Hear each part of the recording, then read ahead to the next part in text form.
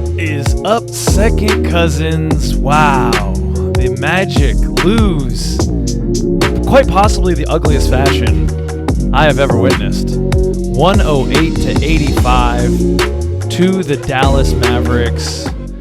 Pich, we were in the building for this one, and it was tough to take.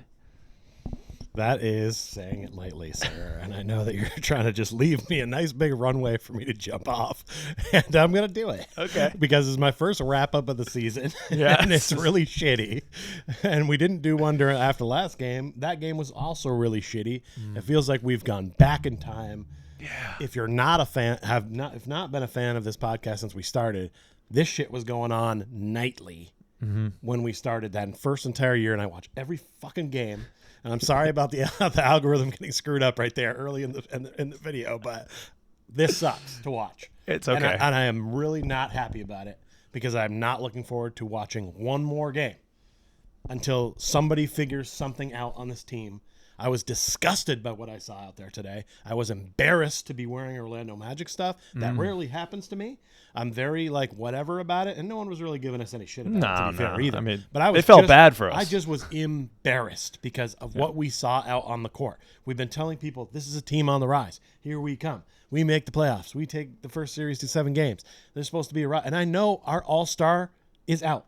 Yeah. And I know our all-star is important. Yeah. But the team has to do something to stay in games. And there is so much. And I'm going to try to save some of it we're going to do a podcast while you're here. So I'm going to save some thoughts on that and just try to keep it game related. Yeah. It's going to be difficult. Yeah, it will. It's going to be difficult. I'll let you take this where you want it to go because I could go a lot of places. Yeah, I'll jump off where you gave me a platform there in terms of if you were watching, 3.5 years ago when we started this podcast, it was much like it's been the last couple nights, Pich. But you know the difference then? There were these unknown guys, Husa Franz Wagner, right. Jalen Suggs is going to be the point guard of the future where he's just building, it's okay, all the errors are fine. Right. Not now. Right. We had Barack Obama shirts. We had hope. Yeah. On the eve of an election, I have no hope right now. Now we know. Yeah. Yeah. And so I guess the difference is we've made so much of this team's depth, rightly so, but where is that depth going? We have the all-star out. Paolo Banchero's out, as you say, Pich, but the whole thing can't just come off the tracks. The whole wagon's falling apart here, just with one guy down. This team reminds me of the late 2000s Cavaliers that were just so dependent on LeBron. Yeah. They had nothing else. They had a great core around the perfect guy. But if LeBron didn't play, that team stunk. Yeah. They didn't know what else to do. But at least they could hit threes. What's frustrating to me is that here is a team not shooting the 3-ball well, still continuing to shoot the 3-ball anyway. Yeah. And who's shooting those threes? You find this stat if you can. Okay. Moritz was shooting a lot of threes. Jonathan Isaac shot way too many threes. Way. If you got the captions on and you're watching this on YouTube, I hope they capitalized that way too many threes. You're a big man. Get down low. I'm going to save it. Yeah. I'm mad. No, But it's okay. A lot of threes from the big men. Yes. Moritz, him, even Wendell. I don't know if he shot any up before he left. He took 2. More injury, but J.I. 0 for 4, Moritz 0 for 4, Wendell 0 for 2. I don't need my big men shooting the 3. Get down and get beefy. The Mavs, all their guys are beefy. They go deep with beef. Yeah. When you think they're out of beef, they bring Dwight Powell in. They got fatties. And all his obliques and all the parts that his solar plexus. Solar plexus for all these people. I'm just amazed at the construction of a team like this that can't find a way to score the basketball when one man leaves. Yeah. And it's just we're right back to where we were before, and it's shit. And you all know it's shit.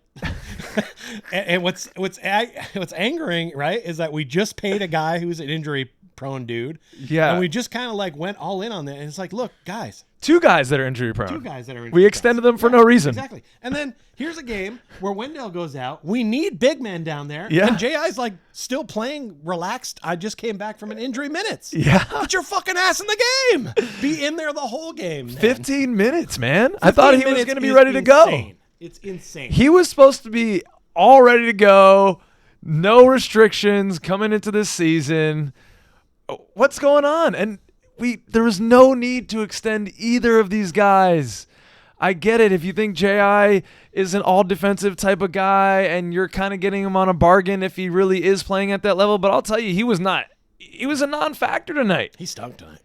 Let's be real. I mean, he's taking himself out to the three-point line so he can't mix it up down low. Right. He's getting no boards. That's what we needed. Really, on the defensive end, maybe one nice play, but nothing really. Anthony Black threw him a great alley-oop, and he just watched it. He was like, what do you want me to do with that? It's like, dunk it, you moron. We're 6'11". What a wonderful alley-oop pass. I wonder who that's to. Oh, Anthony, I don't think that shot's going in, sir. Yeah, it was really frustrating seeing just the big man problem. And we talked about this, and we've got to save some for the show, but this is pertinent to this game. It is. It wasn't like we didn't talk about big man depth in the offseason. Right. It was discussed because it was one of the areas we needed. Right. And instead we decided. Got KCP, who's been a non-factor. Would you like to talk about him now? I didn't have him on my list. There were so many bad things not on the list. Save that for the podcast. Yeah, okay. That sounds good. No, I do actually have 1 point. We paid $56,000 per point for Kenny. All right. That's the math I think I got. I'll do it for $5. Man, he's making. $5 a point. I did the maths on this, Pich, during the game because there was nothing else really to do because I didn't want to watch the game too much. I had no idea. When you break it down, it's like $250,000 a game. A game, yeah. That is crazy, man. That is a crazy amount of money. I mean, yeah, there's a lot of guys getting paid big money that don't necessarily produce the money on the court at all, honestly. Yeah. Some of them are just bench dudes. So there's definitely bigger, glaring examples. But so far, I'll just say this one thing.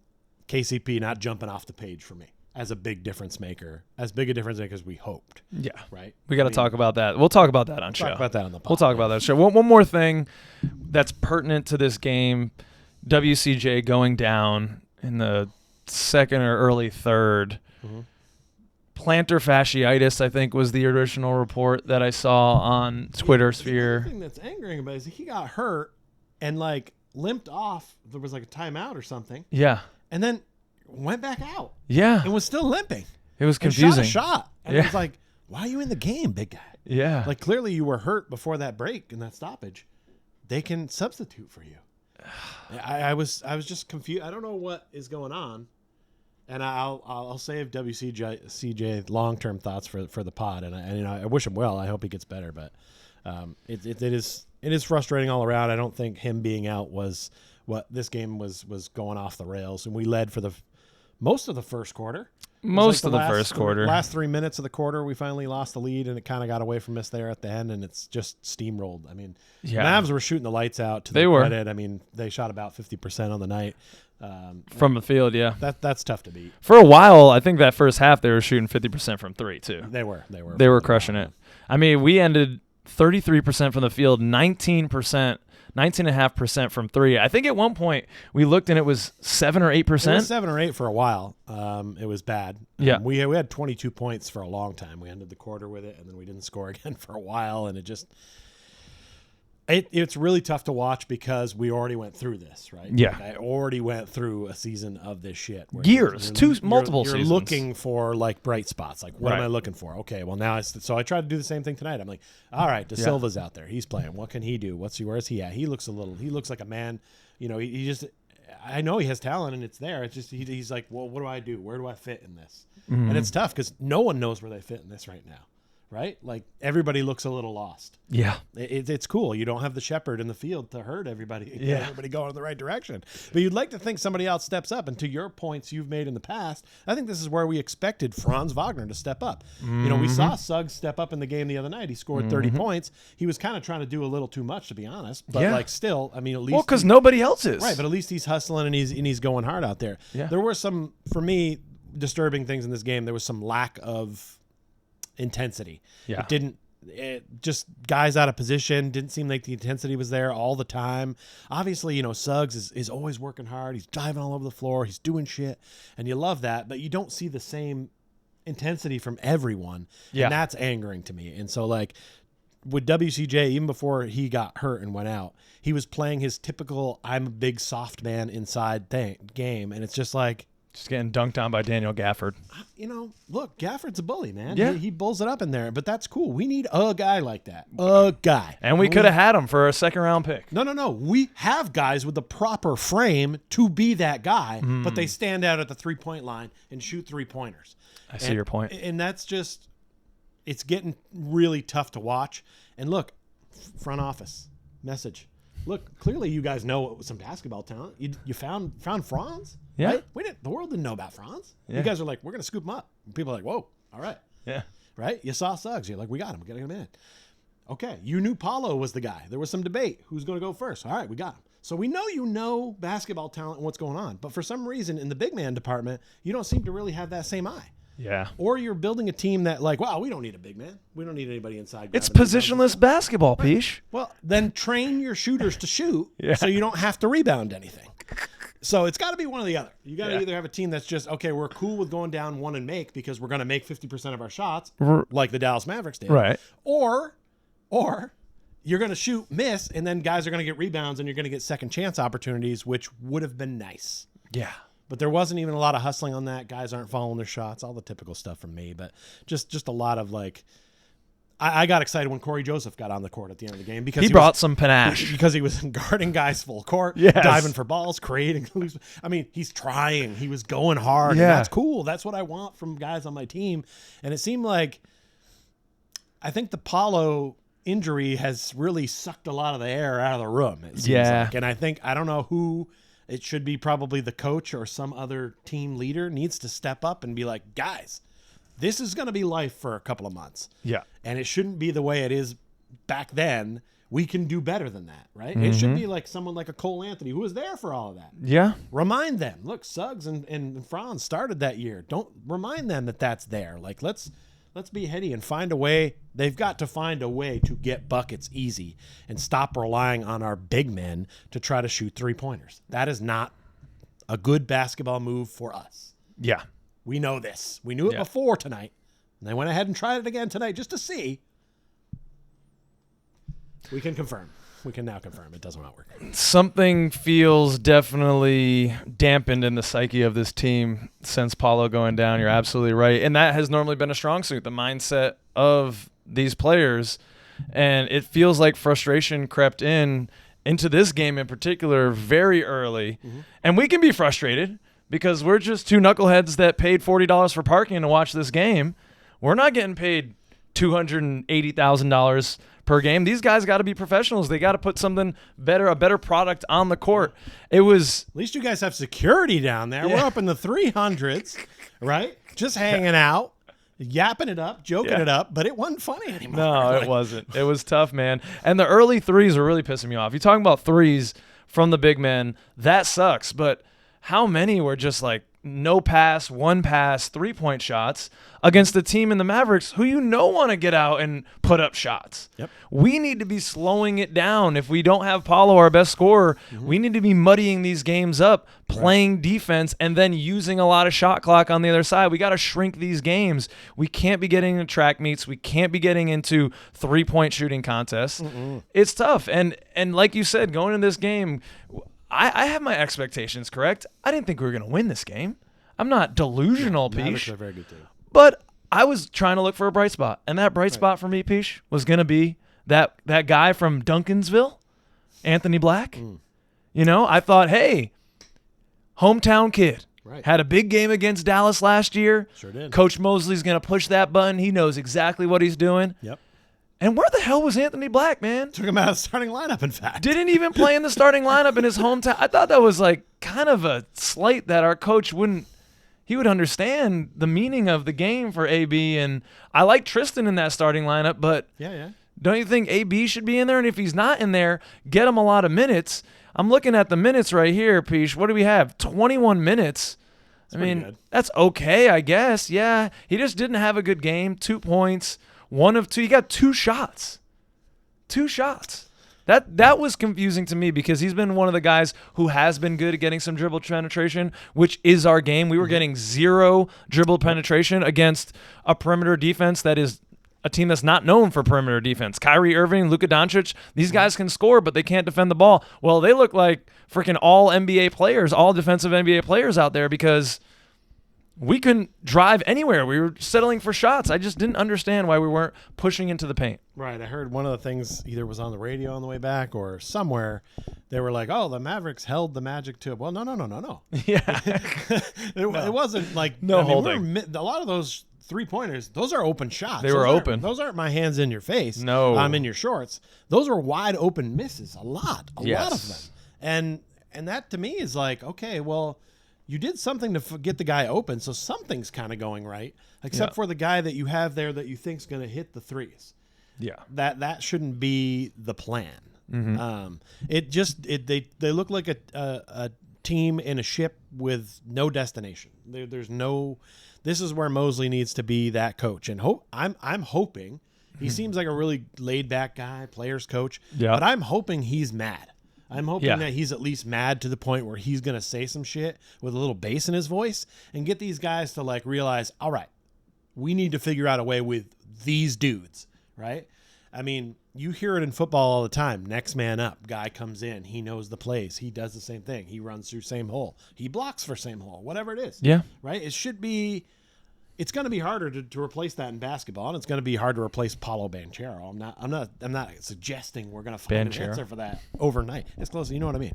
Another guy's name. I read it because it was right there on the screen. So I was reading it. And you read it. It's phonetically, yes. That's the way it would be as a read word. The point is that they need to find a way to make it work without him. Some way, and so that if. Look, like you said, I didn't expect to win this game. Right, yeah. But I was hoping that we could be in it for a while. Yeah, or exciting game. Be within like 15, yeah. With like a chance to make a run at the end. Sure. If it kept under 10, I would have been stoked. Mm-hmm. Like, just make it so that like Luka Doncic doesn't check out of the game with 8 minutes to go in the fourth quarter. Yeah. And to be honest, that was a lot longer than he should have played. There was a certain vibe that ran through my body where I kind of wanted to leave at halftime, which is not me at all. I didn't like the way that made me feel. I feel you. That very rarely happens to me. We did stay the whole way. We did stay the whole game. Okay. We did. We didn't want to miss any of the fabulous entertainment at a Dallas Mavericks game. Okay, let's talk about the in-arena experience, Pich. It's the worst in-arena experience I've had at an NBA game, and maybe even any sport in an arena. I would say it was worse than the SMU college football game that we went to. Well, the that other was night. Splendid. There was fireworks there. Right. And it was also a blowout. Yeah. But hey, we're comparing apples to apples here. We were at a blowout tonight. Right. But man, the dance team is in the corner of the stadium cheering and dancing for maybe 50 of the fans in the arena. I didn't even think they had one. Yeah. And we saw them tonight during the opening, like the announcements of the teams and stuff at the beginning of the game. And I was like, oh, shit, they do have one. Yeah. All right. Cool. Okay, cool. Yeah. And then, like, we never saw him again until 2 minutes to go in the fourth quarter when pretty much everyone's gone. Yeah. I'm talking about on the court. Yeah. Like, they weren't on the court again until then. Meanwhile, we got to see these fat guys dancing around called the Maniacs. Oh, my God. And dude. it was just, I mean, the cameramen, when they were cameraing during a karaoke song, this one girl was killing it and the fans were into her. It popped. And then they went over to this girl who didn't know the words. They stayed on her too long, and I thought, okay, well, they're going to go back. They're going to the go other back girl, for the pop. And the crowd's of going to pop. course. Yep. Never went back to her. Like, it's simple stuff. Yeah. But they do, it's almost like the league says, here's the minimum for what you need to do and what you need to produce. And the Mavs are like, okay, we got to just check all these boxes. Right. They had their mascot made 2 appearances on the court during this game. One at the beginning of the game where everybody seemed to be out there, and then one towards the end of the game shooting T-shirts up in the crowd. I never saw him in the crowd. I never saw him on the Videotron. I never saw him any other time. And he wears the Indianapolis Colts logo on his jersey, and there's just so much wrong about what goes on inside that arena. And I am in that arena a lot for the Dallas Stars. Right. And different experience. I know I'm homering it up here, but they do a good job. Yeah. They do a good job with their in-stadium stuff. I see the mascot all the time. They got ice girls that you want to watch dance.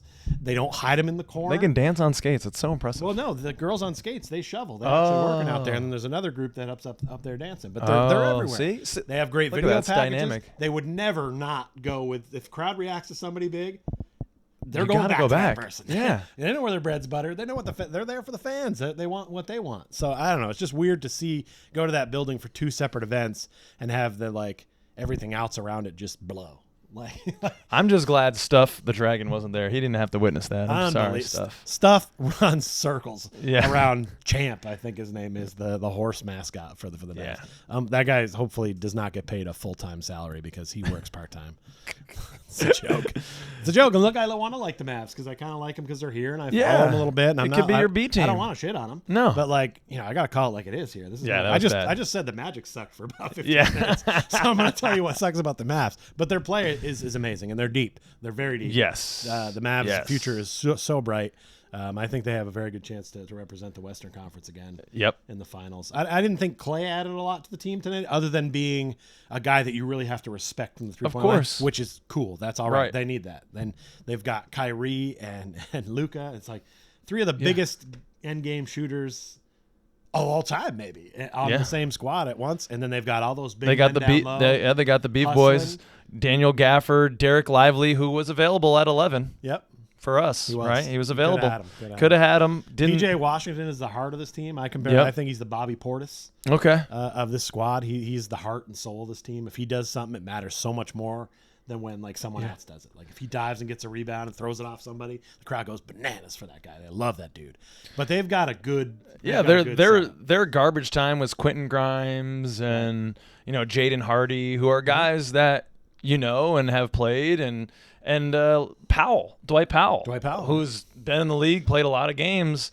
He was playing in the fourth quarter. He was starting his program with Cole Anthony tonight for WrestleMania. Apparently, they're going to be having a match soon. That's a beef I want to see. I don't understand if there was a prior beef there or not, but it is now because they were really going at it out there.